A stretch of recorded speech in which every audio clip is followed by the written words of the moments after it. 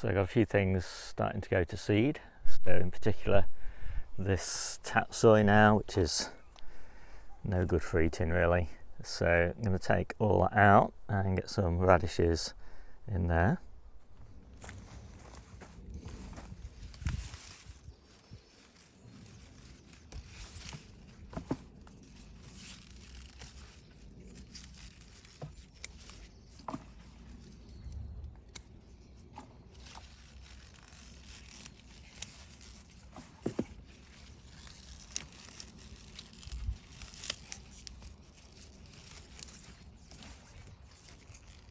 So it all looks a bit of a mess, but we'll soon get all that cleared up. I'm a big fan of really good bed prep. I think if you kind of get the bed prepared well, there's very little work to do kind of after that.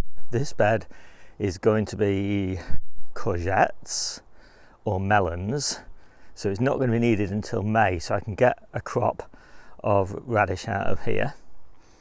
So I'm going to get all that weeded first, and then we'll get the bed prepared for planting. So that looks a lot better.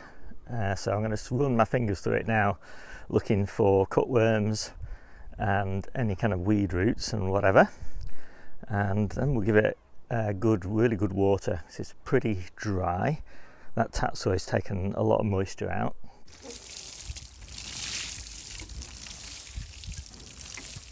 And then we'll give it a sprinkle of bloodfish and bone. I don't want to give it anything rich in nitrogen since we're putting radish in.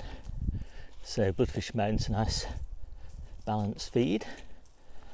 And because I'm putting, as I said, courgettes or melons, I've not quite decided yet, into here, I'm not going to prepare the bed for them other than I'm just going to give it a good mulch.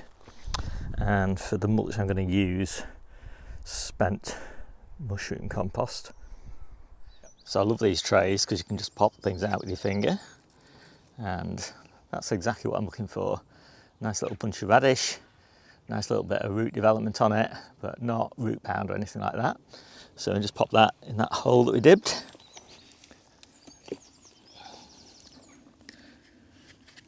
And are you pushing it down as it goes in? Yeah, so I like to just pop them in the hole like that and then push them down with my fingers, and that just gets them down below the mulch level, well into the soil. Yeah.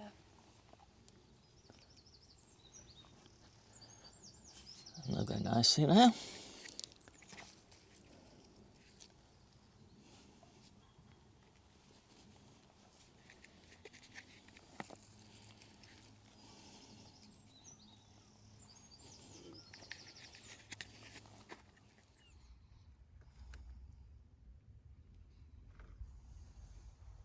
So if you want to know more about growing radish, then take a look at the description down below and you'll find a link to my ebook.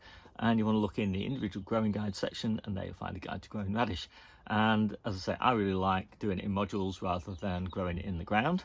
It's just a lot more convenient and faster. And with radishes, speed is often of the essence because you're just trying to fill a short sort of time window between, you know, the crop that's finishing and the crop that we're starting in a month's time, and radishes are just perfect for getting harvest in that short space. So I hope you like this quick video. My name's Steve, this is the Seaside Kitchen Garden and Allotment channel, and I'll see you soon.